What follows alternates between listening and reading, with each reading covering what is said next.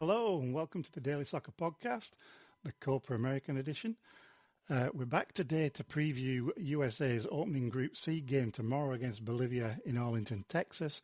And we're delighted to have a couple of very special guests to share their thoughts. We've got Jonathan Tannenwald, Chief Soccer Correspondent at the Philadelphia Inquirer.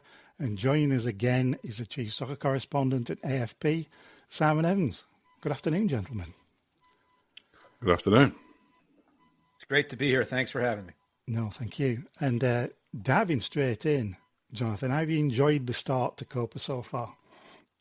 I have.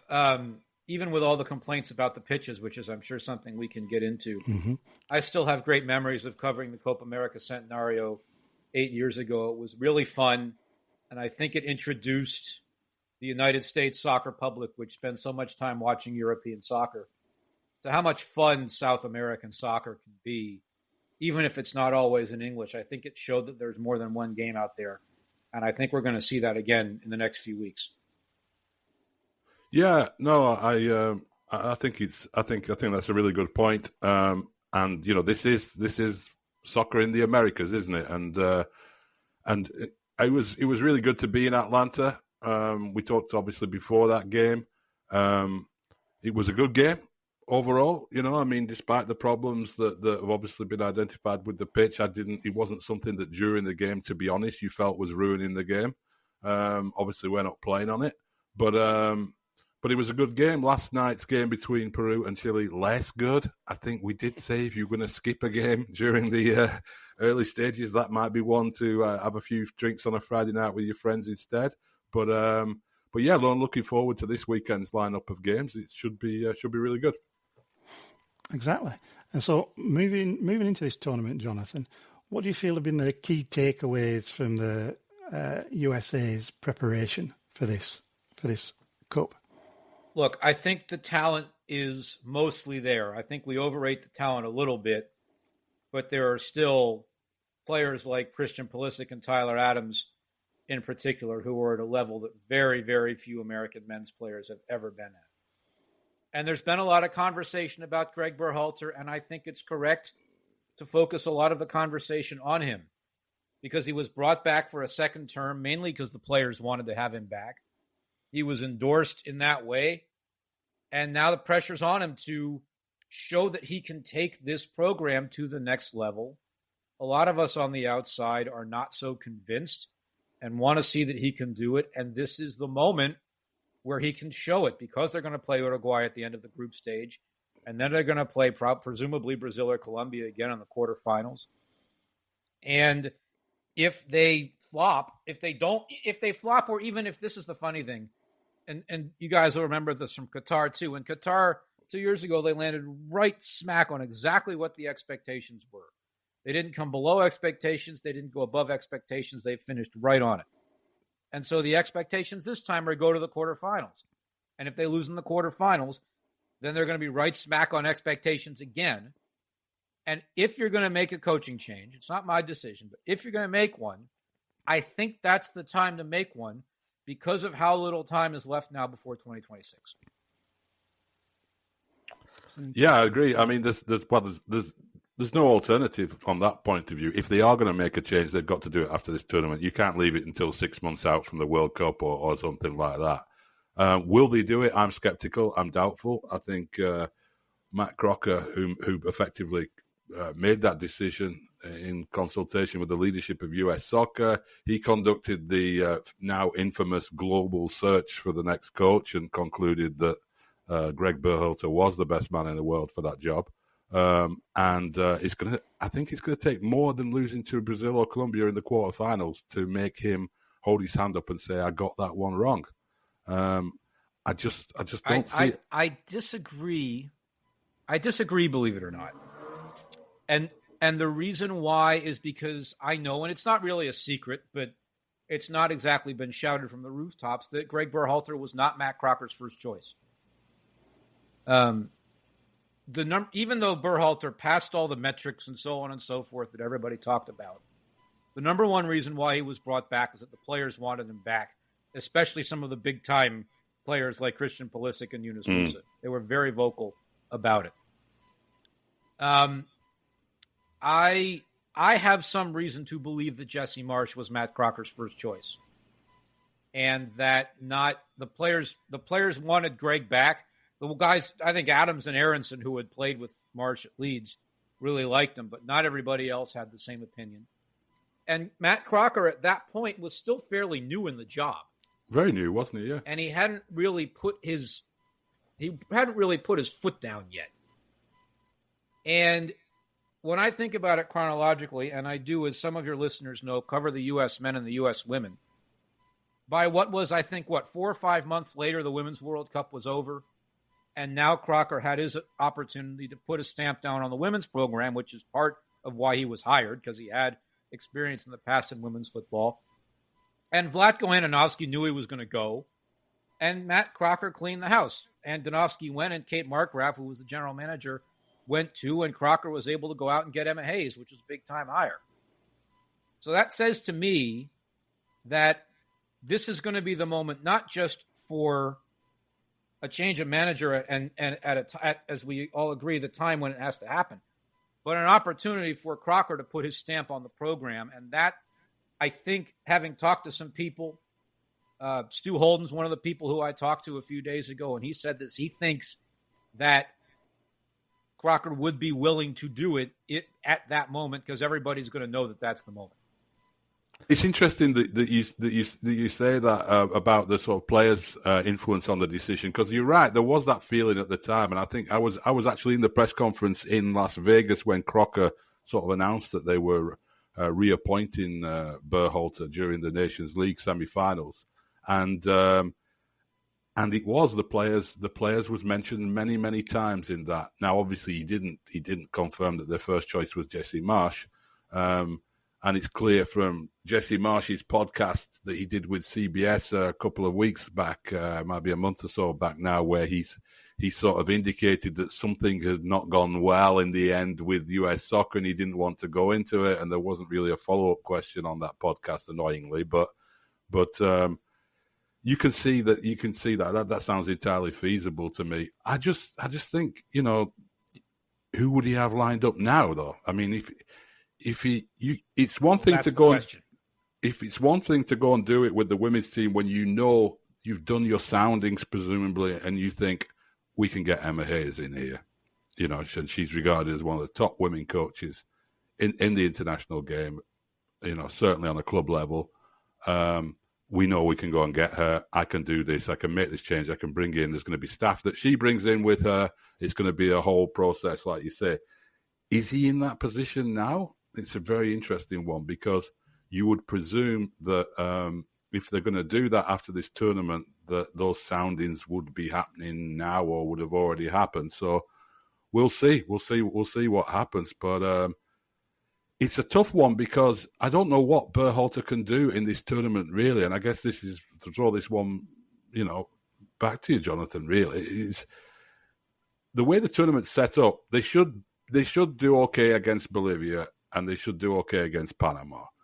And then it's going to be a really tough game. Uruguay, a lot of people, myself included, think they're a side that can get to the final, could possibly even win this whole competition. Then that game is over. So let's say you lose that and you finish second in the group. Doesn't really matter a great deal, because you're playing Colombia or Brazil, as you say. And then you go out of that game, and does it come down to really in what way you lose that game in some respects? Because if you go out and it's like the Colombia friendly was a couple of weeks back, and you get absolutely destroyed, then there's going to be a clamour for a change of coach. If you play really, really well and lose on pens, is that a failure then when the expectation is quarterfinals? Well, and this is the thing. Everybody talks about a signature, wanting to have a signature win of the Berhalter era. And what defines a signature win? I was talking about this with another friend of mine a few days ago, and I said, well, a signature win is whatever anybody else says it is. There's no objective bar. But no, I think the question is, has Berhalter made this team better? Has he made these players play together at a higher level yet? And I think the answer is no. And a lot of soccer, especially at the national team level, comes down a lot more to the players and a lot less to the coach than Americans want to give it credit for. But I still think that there's something that's been sort of missing. And the way I think I'd explain it is that there are so many Americans who want to see the men's national team play pretty soccer, and they aspire for it to be like Barcelona, and they want to have Pep Guardiola coach the team, not for any reason that improves the players or whatever, but just because it will make those fans feel good about themselves. And there are other of us who say, it doesn't matter, just go get the results. And that was the thing about the Brazil game in particular. Simon, did you go to that one? I didn't know, unfortunately. No, the weather down here took a turn. There were people kayaking outside my house, so I didn't make that trip. No. But as we all watched it, we said, "Where's that spirit been for all this time?" Yeah. Where's the intangible stuff been for all this time? They against Colombia, and I was at that game. It wasn't just that they lost 5-1; it's that they were second to 2/3 of the challengers. Colombia had so much more intensity. And that is an intangible that the U.S. men's team had for so many years, that they didn't have the talent necessarily, but they had the intangibles on a team that maybe took its foot off the gas pedal a couple of times during a game when they had more talent and they knew it. And so what ideally is a team that raises the talent level of the U.S. and has all the intangibles. And the talent level is going to come from the club game. It's not going to come from a national team coach who only sees the guys for 3 days every 3 months or whatever. So where were those intangibles that we saw in the Brazil game? Are we going to now see them for 3 straight games in the Copa America? Where is that going to take things? Because if they bring the intangibles against Uruguay, I don't know, they might still lose. But if they win the first 2 games, there's going to be a boost of morale. They're going to go into that game. There's going to be 70,000 people in Kansas City. It's going to be a wild atmosphere. It's a great stadium for it. And what can they do in that moment? That's what I want to know. And are those intangibles more a case of tactical changes, personnel changes? What do they look like? Or is it just pretty much a case of just putting a little bit of a better shift in every now and again? I think it's putting in a little bit of a better shift, and this is something where I do criticize the players. That look, it's one thing that it's great that they come from difficult club situations and they come in the national team camp, and you can see as they're getting out of the van and walking into the hotel, the burdens of their club lives sort of come off their shoulders, and they're much happier, and they're among their friends, and they're in a good place mentally. But sometimes that leads to taking it a little easier on the field than you'd like to see. And so I think the tactics, look, there are a couple of questions to ponder. Who plays in the midfield? Who plays on the opposite wing from Christian Pulisic? Who's the striker? Who's the right back with Serginho Dest out injured? But most of it to me is, especially when you're playing in a Copa America, where the intensity level is so high. Are these guys going to be the first of the tackles? Are they going to, get the ball down the field quickly?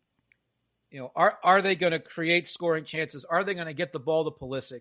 Is Pulisic going to get the ball to Balogun? Because everybody says, Fuller and Balogun, we don't know yet how well he plays with X guy or Y guy. And my answer is, if you put Pulisic and Weah on either side of him and Reina behind him, I'm pretty sure the ball is going to be in his earshot often enough. Let's pick up the pace a little bit, get the ball down the field, create some chances, and put him in the net, and then see what happens. Is that something that you would agree with, Simon? Yeah, no, I think I do agree. Just going back to what Jonathan was saying about how people maybe overestimate the role of a national team coach, I do think that is a thing that people imagine, that if you bring in a great coach with the national team, he's going to transform them into what that coach has been able to produce at club level. And it really doesn't work like that. If you look at the people who coach national teams, most of them aren't super successful club coaches. because successful club coaches don't want to live in a world where they coach players for 3 days during an international break, then they play 2 or 3 games and then don't see them again for 3 months. They don't want to operate like that. People like Gareth Southgate and Greg Berhalter are quite happy to work like that, it appears. But it's hard to imagine that Pep Guardiola is going to come in, would come in and transform the US into, a team that plays like Manchester City, Bayern Munich, or Barcelona when he's not working with them. They're all back at their clubs. It's a totally different game. And really, tournament football as well. I mean, this kind of is more a debate about Southgate than Berhalter in some respects, but tournament football is a strange beast. You get through that group stage of a tournament, and then you're into a sudden death knockout situation. So none of it is really that much to do with like building things. Right. People talk about building programs in America or having a project when they talk in European terms or whatever. It doesn't matter because you can plan for 2.5 years to what you're going to do in a World Cup. And then you get two injuries in May. You've got to change your system completely. You're now playing 5 at the back instead of 4-4-2. You've lost your number 10. You're having to find creative. You have to completely go on the fly. I mean, who knows what team Gareth Southgate is going to put out in the next game for England? We don't know. He's completely got no idea. But that's not that unusual either, because they haven't had 42 games playing together for everybody to have a clear system and you know what you do when you get an injury or when this guy's out of form or whatever. So I don't think it makes such a big deal. Having said that, I'm not saying that because that's the situation, that doesn't mean you wouldn't necessarily want to move on from Greg Berhalter if things don't go well. So that's just on that one. In terms of like what you expect from the US team, it's that intensity is what I would say. That was what, I think when Jonathan's saying, the difference between the Brazil performance and the Colombia, it was that level of intensity where they seemed to me to be playing for the coach in that game.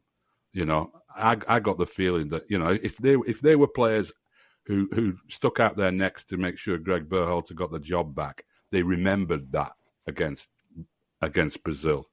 And it wasn't evident against Colombia. So I'd like to see that intensity, and I'd like to see them be a little bit less predictable.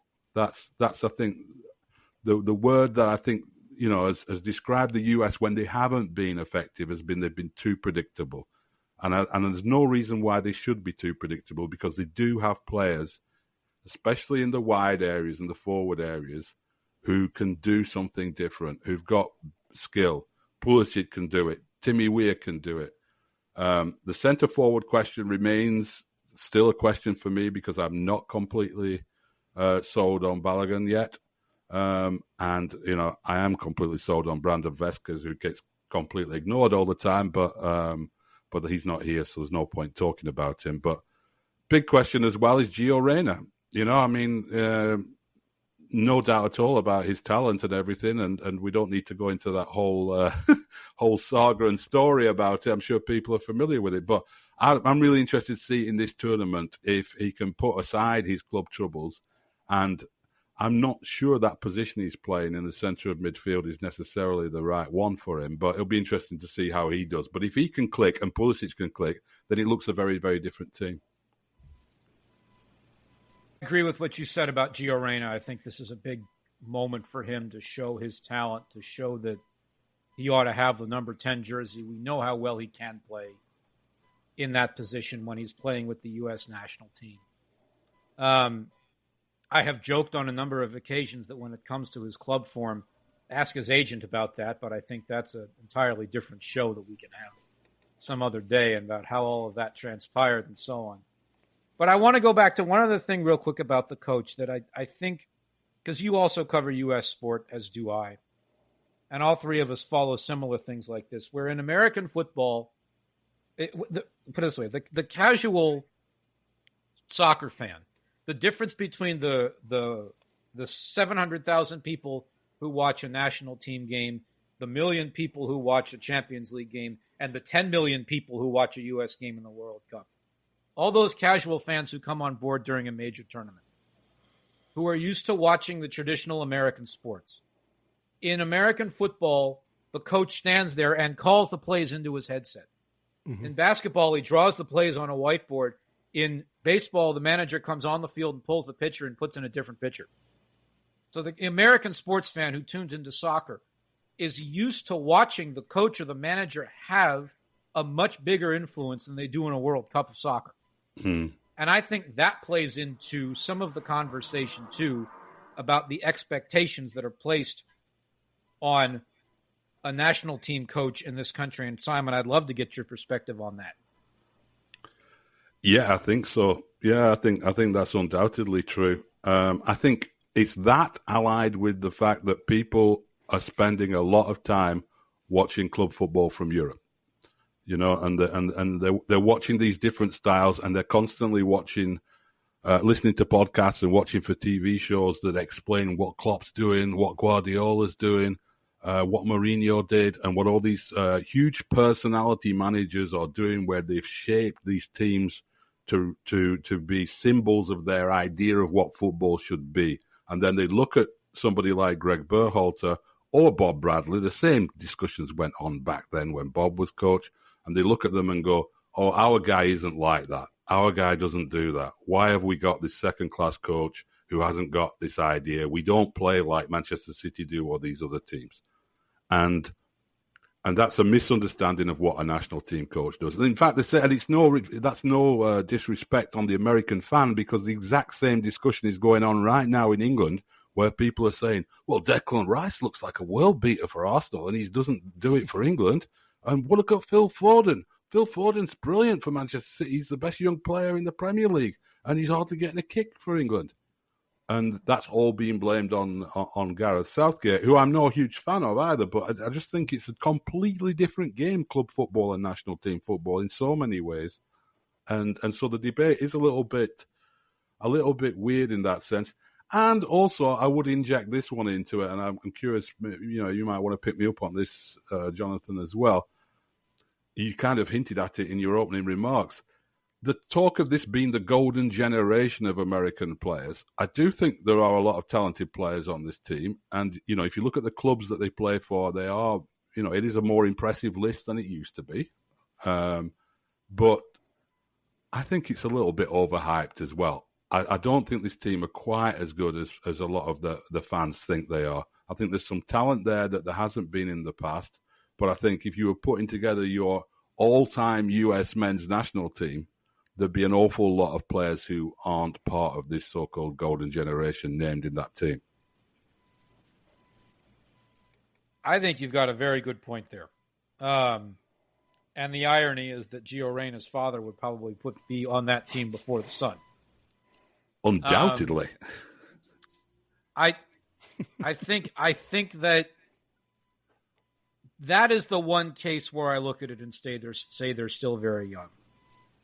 And there's still a long way to go with what they can be. I think that in terms of the place where the moniker Golden Generation is warranted is when we look at the clubs that the players are playing for. Because it's never been like this before with American players at the big clubs in Europe. Christian Pulisic at Milan, Weston McKennie at Juventus. I think the fact that he succeeded there was almost under-talked about in some ways. And when Pulisic went to Milan, one of the many things I thought was, look, there's going to be a lot of people out there who say, oh, it's not England, therefore it must be worse. And I sat there thinking, there's an American at Milan, and he's playing a lot. If you rank the top 10 of most prestigious club names, I'm not going to say the best right now, but the ones who, when you combine their present and their history, the allure of them and the high standards and what it means, surely Milan's on that list. Oh, yeah. Top five. Top five. Right. In a way that a lot of serious clubs that Americans are playing for, or it's Milan is above a lot of them even now. But I also wonder, what if Tab Ramos was playing now? What if Brian McBride was playing now? Well, I know what would happen if Brian McBride was playing now. We wouldn't be having a striker conversation. because he would be the end of it. He was outstanding, and he's exactly the kind of striker this current U.S. national team needs, isn't he? So yeah, I think that would be a very interesting conversation. But this is a moment right now. This tournament right now is a moment for this era of players to step up and make a really big mark. And if they do, it's going to carry into 2026, I think. There could be, if big if, I don't know if they will, and I'm not convinced they will. If they make the semifinals of this tournament, which means they've gotten a result against Uruguay, presumably, and certainly that they've beaten either Brazil or Colombia in the quarterfinals. If they make the semifinals of this tournament, I think that momentum could carry clear all the way for the next 2 years in terms of how big a deal that could be. People are going to complain between now and then because they're not going to play against as many big teams because it's impossible to play against the big teams the rest of the year because of South American World Cup qualifying and the UEFA Nations. But still, I think there could be a lot of momentum coming out of it. And if they blow it, then as we said, then they're presumably going to have to get a new manager in and get on the move and try to get things right before then. We could obviously talk about this for quite some time. But switching tack just a little bit,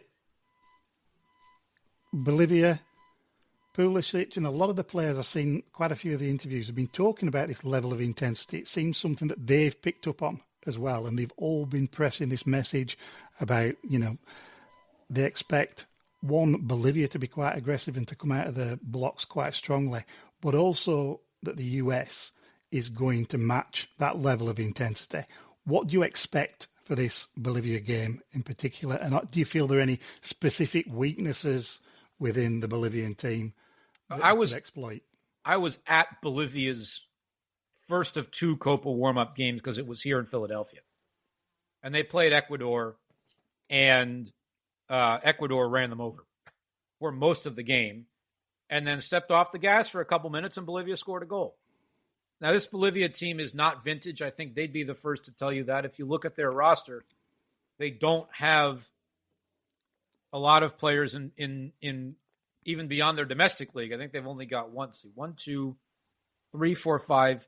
of the players don't play in Bolivia's domestic league. But I think it means something that Pulisic spoke about the intensity and needing to match the intensity. Because he was there in 2016. It was his first major tournament for the United States. He experienced it. He was there in Santa Clara when Colombia ran them off the field in the opening game.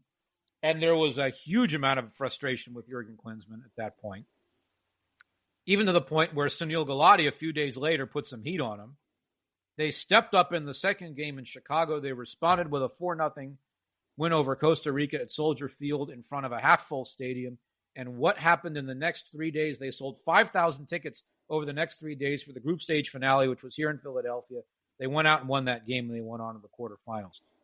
So Pulisic has seen it, and he knows what he's talking about. I think Tyler Adams, because of the levels that he's played at, knows what he's talking about too. I don't know how many of these other guys have lived it, and that is one of the things that we're going to find out in the next few days. If the message gets through to them,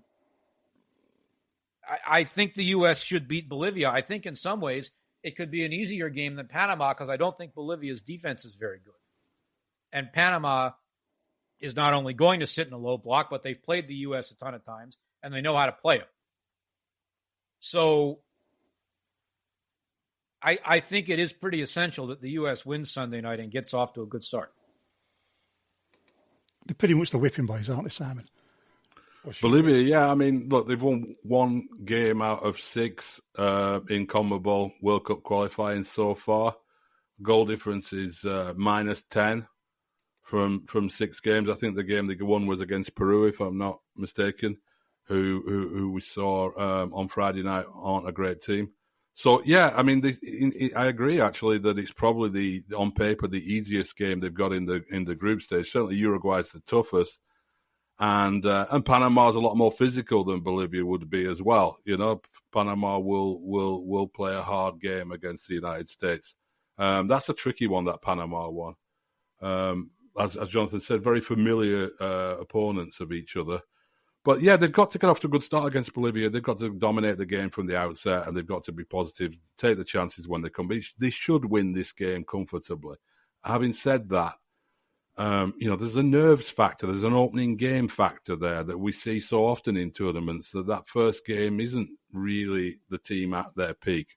But maybe having these two pretty tough warm-up games will pay off in that respect. You know, maybe the reason why they're all talking about the intensity is they just experience the difference between when you really play with it and when you don't do it. And when you don't do it, you get beat 5-1 by Colombia. And when you do it, you can draw against a team like Brazil, even though this is one of the worst Brazil teams we've seen for a long time. Still a creditable result and performance.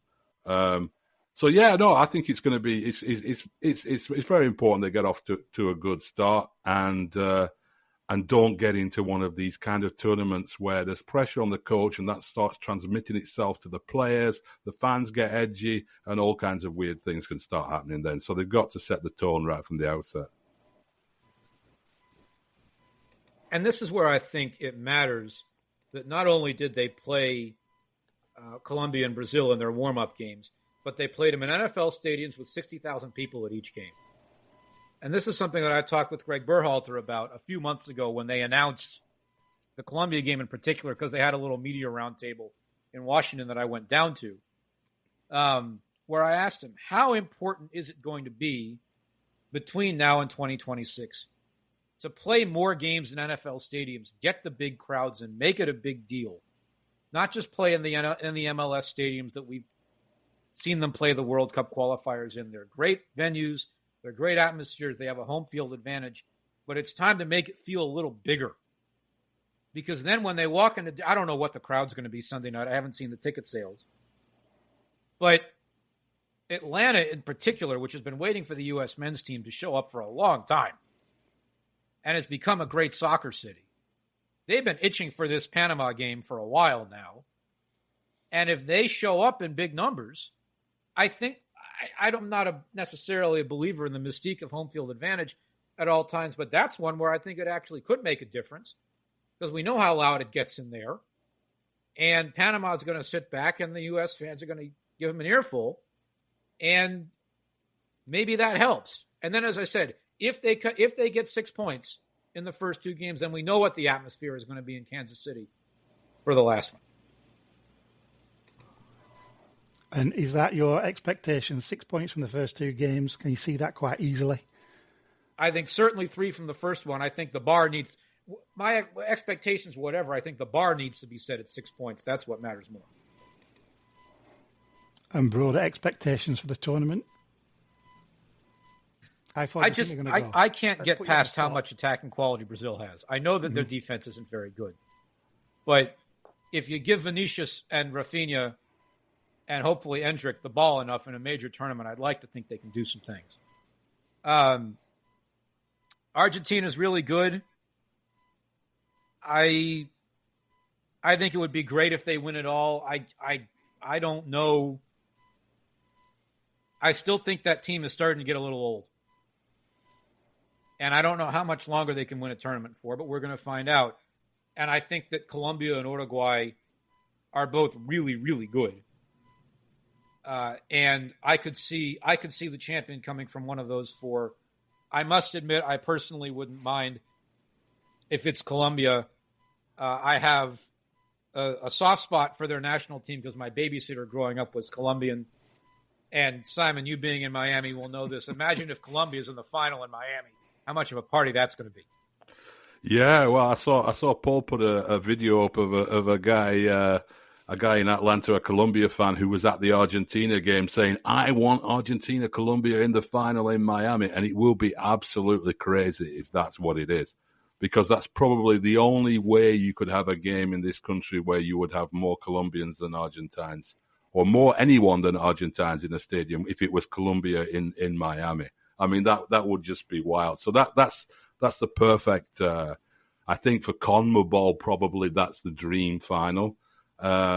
I think, but I've got my soft spot is Uruguay because I just love the guy Bielsa. I just think I like everything about him, from him sitting on his bucket in Yorkshire, getting these lads to rediscover. I mean, they've gone so far in English football now that you need a 68-year-old Argentine to tell English players that the main thing about football is running really hard and fast and being really direct, because we've gone so full circle in everything. And but I just love the way he gets his teams to play, and it's not great for a 48 games regular season to have to play like that. Teams get tired and so on, but it's perfect for tournament football. And I think it'd be really refreshing for South American football and for this tournament and international football in general to have another big team, exciting team in South America, not always be Brazil and Argentina. And Colombia have obviously been in that conversation for a little while now, and such history as well.